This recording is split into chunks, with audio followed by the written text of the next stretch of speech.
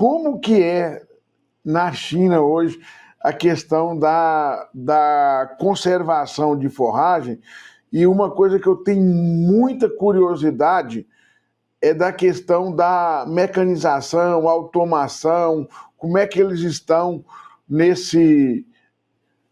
Qual o nível que eles já atingiram, porque é um país que a parte tecnológica, eles avançam muito rapidamente, igual quando você fala, né, na parte de ferrovia, de trem rápido, foi muito rápido, então eu imagino, eu gostaria de saber como que é essa questão da produção de silagem na China, como é que é o processo em termos de mecanização, de automação, como é que está? Também é uma pergunta que me dá a chance de falar muita coisa, mas assim, eles estão bem melhores do que o mundo imagina que eles estejam. E também decorrente de um crescimento muito rápido que houve. E não foi por acaso que a China sediou em 2023 o Congresso Internacional de Silagem, que é talvez a reunião científica mais importante que passou por nós aí no Brasil e veio para a China. Conviveu com a Covid, protelamos um pouco, mas tivemos a reunião que acontece a cada 3 anos aqui o ano passado. E por que isso? Porque a China acabou nucleando um grupo considerável de pesquisadores nessa área, e muitos jovens pesquisadores hoje distribuídos por todo o país. Então, Nimon, esse pacote tecnológico desenvolvido rapidamente por eles, ele tem a sua extensão chegando no campo com facilidade. Eles têm uma grande facilidade aqui na China de pegar o produto gerado na universidade e levar para a condição de utilização no campo. Tem várias linhas de dedicação do próprio governo ou das empresas para fazer isso acontecer. Então, o que eu vi aqui foram coisas assim bem impressionantes, né? Ao mesmo tempo que você vê uma silagem precariamente produzida numa atividade de minifúndio de pecuária de corte num estado chinês pobre, que é verdade, e eu também acompanhei algumas vezes, você vê lá na ponta um silo de grandes dimensões abastecendo um freestall de gado de leite com assim o máximo de tecnologia que você possa imaginar. Quando eu digo o máximo de tecnologia, é assim, imagine as melhores propriedades no Brasil, né, bem manejadas, às vezes com um nível um pouquinho acima no controle, no conjunto dos dispositivos de controle. E aí é que a China talvez faça alguma diferença em termos de novidade. As nossas ferramentas de controle de qualidade no processo de ensilagem no Brasil, elas em geral estavam organizadas para tirarem fotografia do ocorrido a posteriori. Então eu fiz um processo e depois que esse processo está terminado, eu venho ali, colho uma amostra e tiro uma fotografia do que aconteceu, aonde eu tenho chance de pensar em mudar algo para o próximo ano, mas aquele é um fato ocorrido. Aqui na China, o que eu vi acontecendo foram métodos de controle em tempo real para ajustes, utilizando uma típica ferramenta de PDCA, onde você está corrigindo processos do ponto de vista de governança administrativa enquanto ele acontece. Então você faz, você mede, você retifica e faz de novo enquanto está fazendo. Isso, eu posso dar vários exemplos, mas, por exemplo, análise de densidade de silagem em tempo real. Enquanto o trator está compactando, eu já tenho medidas de densidade de silo aparecendo para o gerente do processo, que pode intensificar a compactação se for o caso, dado que nós sabemos que a compactação é fundamental no processo. E assim vai, né? Medidas de população microbiana original da massa de forragem em tempo real, sendo feitas na boca do silo com possibilidade de fazer uma medida de microbioma ou até mesmo de metabolômica em nível de fazenda, o que é quase que surpreendente, né? Então, assim, esses dispositivos rápidos, céleres, de checagem local, é que impressionam que acontecem dentro do ambiente chinês, né? E como é que eles apareceram? A China recebeu, nesta área, muita consultoria internacional, especialmente de europeus, trazendo os pacotes de qualidade do processo de ensilagem. Mas os controles foram desenvolvidos através de startups e spin-offs dentro das universidades, porque os times são grandes, Nilma. Para você ter uma ideia, dentro de uma universidade, tipicamente, um professor titular tem com ele um time médio de 40 pessoas. Esse time médio de 40 pessoas representa professores mais jovens, alunos de mestrado, doutorado, pós-doutorado e iniciação científica, mais alguns funcionários envolvidos em questões laboratoriais e de apoio em geral. Essa equipe, ela tem um foco de trabalho, ela se relaciona com o governo, ela se relaciona com empresas, ela tem recursos, ela vai prospectando. Às vezes, na mesma universidade, tem uma segunda equipe trabalhando dentro do mesmo grande tema, por exemplo, conservação de forragem, com foco diferente.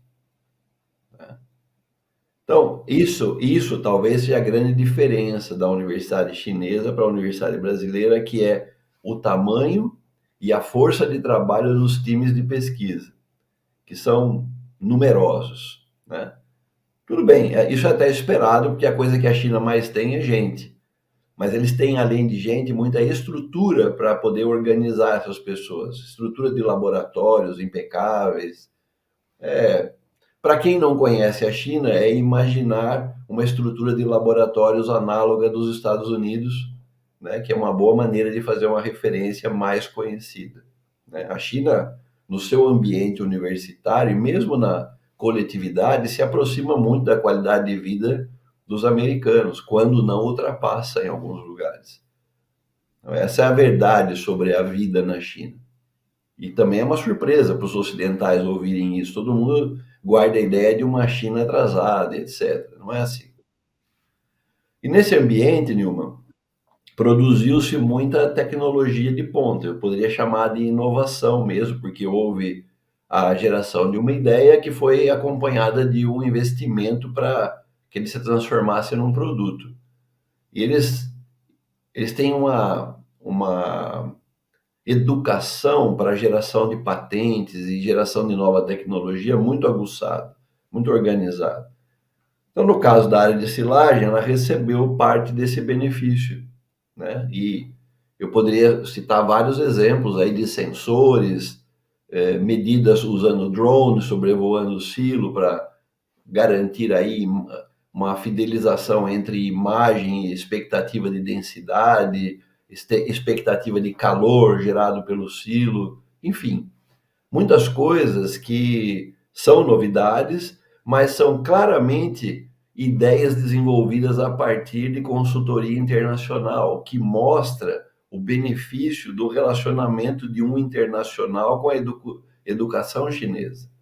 Eles são capazes de pegar o conjunto das suas orientações e daquilo criar uma aderência para a lógica chinesa de exploração do tema.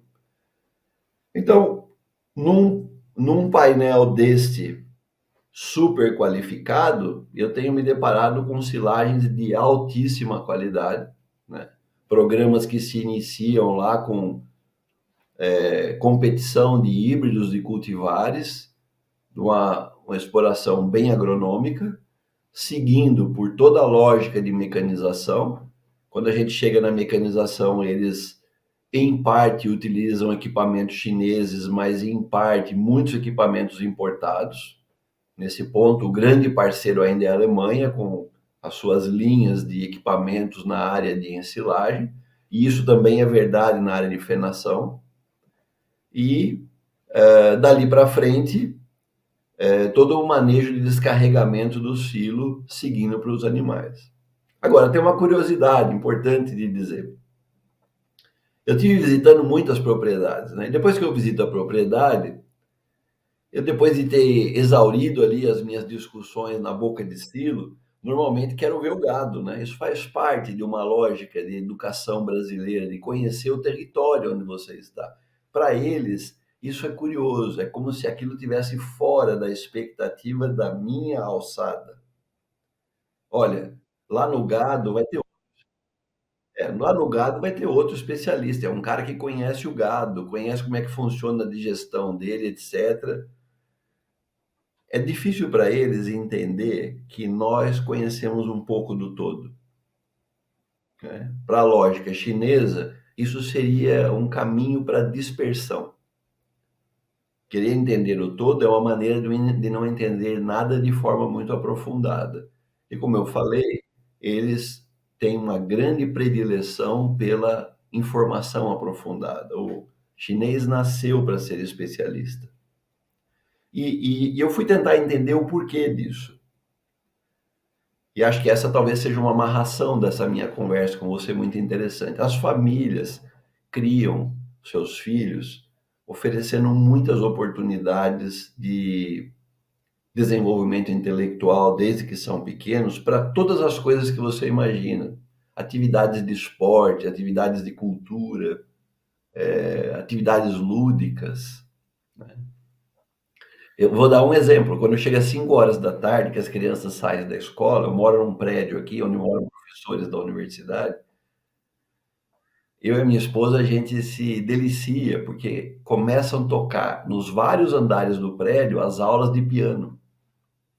Você vê que todo mundo está colocando os filhos para aprender música, né?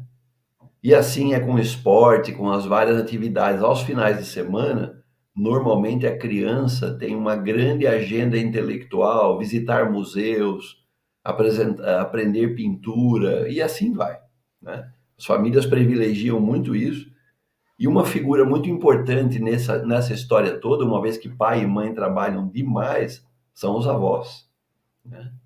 A avó é a cabeça da educação chinesa. Em geral, esses avós são muito presentes na educação. Mas aonde essa história vai parar? Desde muito cedo, eles buscam entender naquilo que essa criança pudesse ter um talento para ser explorado. E da onde vem essa necessidade?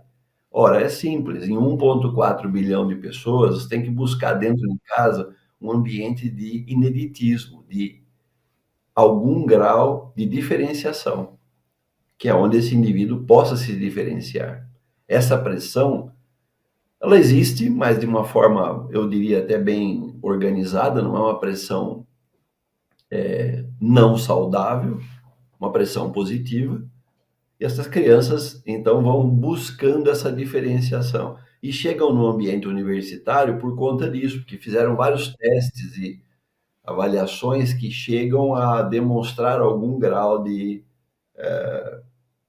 diferenciação dos seus semelhantes, né? Cooperam entre si, mas claramente disputam entre si também. E isso leva à produção desse indivíduo especializado, que faz muita diferença no processo e no conjunto fazem muita diferença, mas eles trabalham em caixas estanques.